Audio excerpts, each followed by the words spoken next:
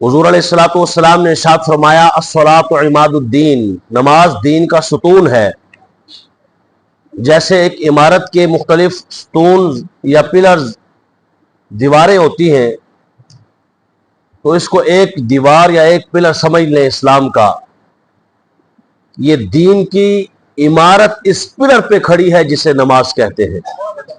حضرت آدم علیہ نبینا علیہ الصلوۃ والسلام سے لے کر آقا کریم صلی اللہ تعالی علیہ وآلہ وسلم تک نماز سب پر کسی نہ کسی صورت میں فرض رہی، یعنی اتنی اہم چیز کہ جس سے بڑی کوئی شے ہی نہیں۔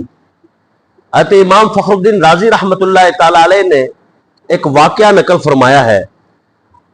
آپ فرماتے ہیں ایک عورت مدینے کے بازار میں چیخ رہی تھی۔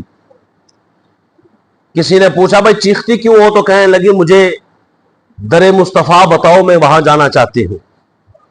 حضور کی در دولت پہ حضور علیہ الصلوۃ والسلام کی بارگاہ میں لایا گیا۔ حضور نے پوچھا کیوں چیختی ہے؟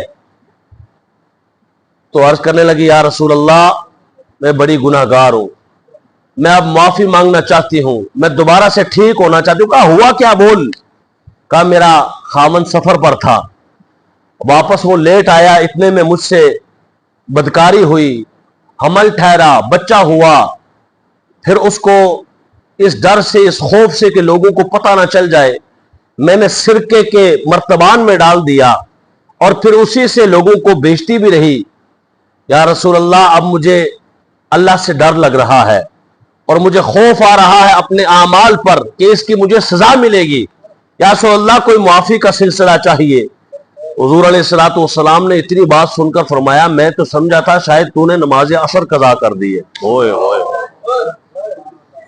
تو جتنا گھبرا کے آئی تھی، جتنی چیخیں مار رہی تھی، جتنا ڈر ڈر کے آ رہی تھی، مجھے تو لگا تھا جیسے تو تجھ سے نماز عصر چھوٹ گئی ہے۔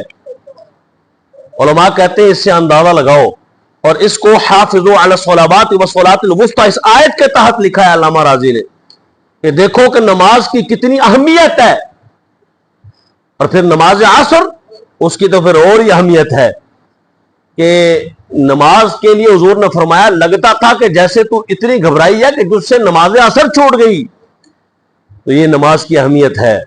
یعنی بدکارہ ہونا یہ بھی ایک گناہ ہے، بہت بڑا گناہ ہے کہ بندہ بدکاری کرے، اور یہ بھی گناہ ہے کہ حمل کو اس طریقے سے چھپا کر پھر مرتبان میں ڈال کے اس کو اس طرح فرمایا ایک طرف تجھے رجم کی سزا ملتی ہے اس لیے کہ تو نے شادی شدہ ہو کر ایسا کیا، دوسری طرف تجھے قتل کی سزا ملتی ہے اس لیے کیونکہ تو نے قتل کیا ہے ایک بچے کا، اور تیسری طرف تو نے جو بیچا ہے اس کو وہ کبیرہ گناہ ہے، اس کی سزا الگ ہے۔ لیکن میں سوچتا تھا کہ شاید تجھ سے نماز عصر چھوٹ گئی۔ اللہ اکبر، نماز کی اہمیت کو سمجھنا چاہیے۔ حضور نبی دو عالم صلی اللہ علیہ وآلہ وسلم کی بارگاہ میں ایک بندے کو پیش کیا گیا اور عرض کی کہ یا رسول اللہ یہ بندہ رات کو چوری کرتا ہے، صبح ہوتا ہے تو نماز پڑھتا ہے، عجیب اس کی حرکتیں ہیں، رات پوری چوری کرتا ہے، صبح نماز بھی پڑھتا ہے، حضور ہمیں بتائیے اس کی نماز کہاں؟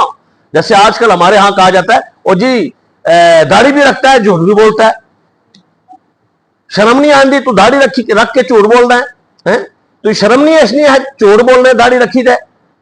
یعنی ہم جو اس طرح کی باتیں شرم نہیں آتی، نماز بھی پڑھتے ہو، یہ بھی کرتے ہو، فلاں بھی کرتے ہو، یہ بھی کرتے ہو، تو سنیے حضور جانا کے پاس یہ مسئلہ آیا، یا رسول اللہ رات چوری کرتا ہے پھر صبح نماز پڑھتا ہے، مانا کیا تھا کہ بھئی نماز کا کوئی فائدہ ہے اس کو، ایسی نماز کا رات چوری کرے پھر صبح نماز پڑھے؟ فرمایا یہ سوال کرنے والوں جان لو ان قریب نماز اسے ہر برائی سے چھٹکارا عطا کر دے گی، کیونکہ ان الصلاۃ تنہی عن الفحشاء والمنکر، نماز پڑھتے رہو، اس کو پڑھنے دو، پڑھتے پڑھتے وہ مقام آئے گا کہ اس کی چوریاں ختم ہو جائیں گی۔ تو کسی پہ اعتراض نہ کریں، نماز کی دعوت دیں، خود نماز پڑھیں، اپنے بچوں کو بھی پڑھائیں، مسجد میں لے کے آئیں، اپنے ساتھ اٹھا کے لے کے آئیں، یہ نہیں کہ بچے کی نیند خراب نہ ہو جائے، نہیں بھلے خراب ہوتی ہے ہو جائے پر اللہ تعالیٰ راضی ہو جائے۔ حضور علیہ الصلوۃ والسلام نے ارشاد فرمایا، ایک روایت ہے کہ بندہ جب نماز پڑھنے آتا ہے، جو ہی آتا ہے تو اللہ تعالیٰ کا ارشاد ہوتا ہے اس کے اوپر سے گناہ اتار کے رکھ دیے جائے، صحابہ فرشتے اتار کے رکھ دیتے ہیں اور جب بندہ نماز پڑھ کے فارغ ہو کے جانے لگتا ہے تو فرشتے عرض کرتے ہیں یا اللہ اب تو اس کے گناہ واپس رکھ دیے جائیں اس کے کندھے پہ. تو اللہ فرماتا ہے نہیں, اب اتار دیے ہیں تو ان کے اترے رہنے دو, اب ان کی نئی زندگی سٹارٹ ہو چکی ہے, ان کی نماز کی وجہ سے یہ میں نے معاف کر دیے ان کے. آج وجہ کیا ہے کہ فلسطین اور غزہ میں اتنا کچھ ہو رہا ہے, انہوں نے چار طرف سے جو ہے وہ اب گھیرا ڈالا ہوا ہے, کوئی آ نہیں سکتا, کوئی جا نہیں سکتا, کوئی مدد نہیں پہنچا سکتا, کسی کو ہم اجازت نہیں دیتے کہ وہ مدد کر سکے. بھائی کیوں؟ اس کی وجہ سجدے کی نعمت کا چھین جانا ہے. جس جگہ سے اللہ نے ماننا تھا وہ سجدہ تھا. سجدہ ہوتا ہے نماز میں, سجدہ ہوتا ہے اللہ تعالیٰ کو ماننے سے. اب یہ ایک سجدہ چھن گیا نا جسے تو گھرا سمجھتا ہے, اس وجہ سے پھر جگہ جگہ انسانوں سے اور 60% کافروں سے مدد لینی پڑ رہی ہے. گویا کہ آپ مسلمان متحد نہیں, اللہ کرے نیل کے ساحل سے لے کے تاب خاک کا شغر مسلمان ایک ہو جائیں. اور پھر ایسا نہیں ہوگا کہ عالم اسلام میں جگ ہسائی ہو کہ ہم اتنے فیصد مسلمان جا رہے ہیں, اتنے فیصد کافر ہمارے ساتھ ہیں اور وہ زیادہ ہیں. 14 صدیاں پہلے محمد الرسول اللہ صلی اللہ علیہ وسلم نے سب کچھ واضح بتا دیا تھا, یہاں یہ ہوگا, یہاں یہ ہوگا.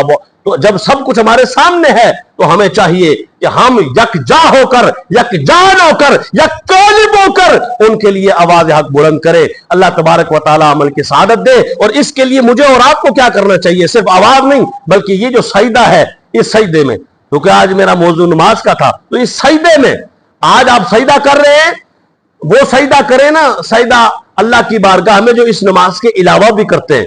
کبھی آپ نفل پڑھتے ہیں, کبھی آپ اپنے لیے کرتے ہیں, یا اللہ یہ مشکل ہے, 2 نفل پڑھ رہا ہوں, 100 نفل پڑھ رہا ہوں, 10 نفل پڑھ رہا ہوں, میرا یہ مسئلہ حل کر دے, میرا وہ. بالکل اس کے لیے بھی, لیکن غزہ کے لیے بھی پڑھیں گے انشاءاللہ. ہاں ان کے لیے بھی کوئی 2 نفل ہی پڑھ لیں, 4 نفل ہی پڑھ لیں, لیکن صحیح طور پر جب سجدے میں جائیں تو بارگاہ خداوندی میں آنکھوں سے آنسو ہو. یا الہ العالمین, ہم جانتے ہیں ہماری آوازوں میں درد نہ رہا, جس کے سر میں کبھی درد نہ ہوا وہ غرق ہوا. وہ سجدے کی برکت تھی. وہ یوم الفرقان منایا جاتا ہے, وہ جنگ بدر اور وہ یہ اور وہ, جناب جہاں پہ بھی آج الحمدللہ رب العالمین نے جس جنگ کو یوم الفرقان کہا ہو, کیا بات ہے بھائی.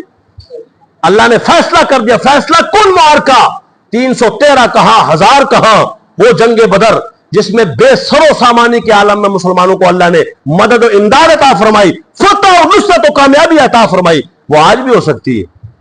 اتر سکتے ہیں گردوں سے کتار اندر, کتار اب بھی, فرشتے اب بھی اتر سکتے ہیں, اور اب بھی مدد آ سکتی ہے, نہ آ سکتی ہے, آتی ہے. پر دل سے سجدہ کیجئے اور ان کے لیے دعا کیجئے.